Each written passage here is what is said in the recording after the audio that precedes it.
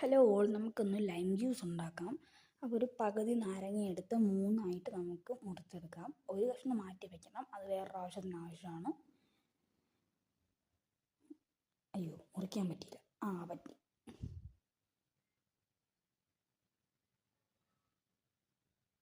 അങ്ങനെ നമ്മൾ 4 കഷ്ണമായിട്ട് മാറ്റി.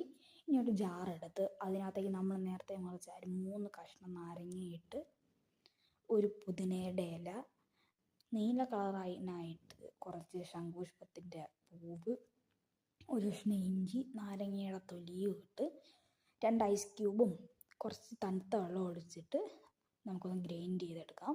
തണുത്ത വെള്ളത്തിന് പകരം നോർമൽ വാട്ടർ ആയാലും നിങ്ങൾക്ക് ഉപയോഗിക്കാം, അത് ആസ് യുവർ ചോയ്സ്.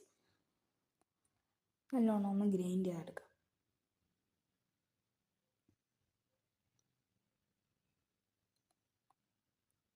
അങ്ങനെ നമ്മളത് ഗ്രൈൻഡ് ചെയ്തെടുത്തിട്ടുണ്ട്. അത്യാവശ്യം മിക്സായി വന്നു. പക്ഷേ ഞാൻ ശംഖുപുഷ്പം ഇട്ടതിൻ്റെ ഇതെന്ന് വെച്ചാൽ നീല കളറിനായിട്ടാണ്. നീല കളറും കിട്ടില്ല, ഒന്നും കിട്ടിയില്ല.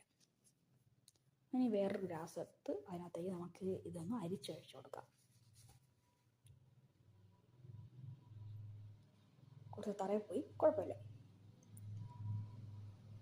ഇനി വേറൊരു ഗ്ലാസ് എടുത്ത് അതിനകത്തേക്ക് നമ്മൾ നേരത്തെ മുറിച്ച് വെച്ചൊരു കഷ്ണം നാരങ്ങയും കുറച്ച് പുതിനയിലയും ഇട്ട് ഒന്ന് ചതയ്ക്കാം. അതിനകത്തിട്ട് തന്നെ ഒന്ന് ജസ്റ്റ് ഒന്ന് മിക്സ് ചെയ്ത് ചതച്ചെടുക്കാം.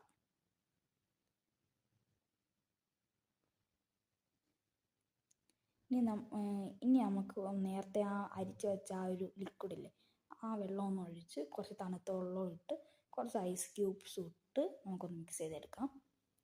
അയ്യോ, പഞ്ചസാര ഇടാൻ മറന്നുപോയി. കുഴപ്പമില്ല, ഒന്നും കൂടെ ഒന്ന് മിക്സ് ചെയ്തെടുക്കാം.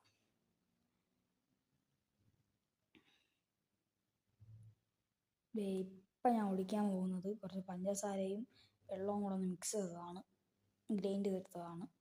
അങ്ങനെ നമ്മുടെ ലൈവ് സെറ്റായി. ഇഷ്ടപ്പെട്ടാൽ ലൈക്ക് ചെയ്യാനും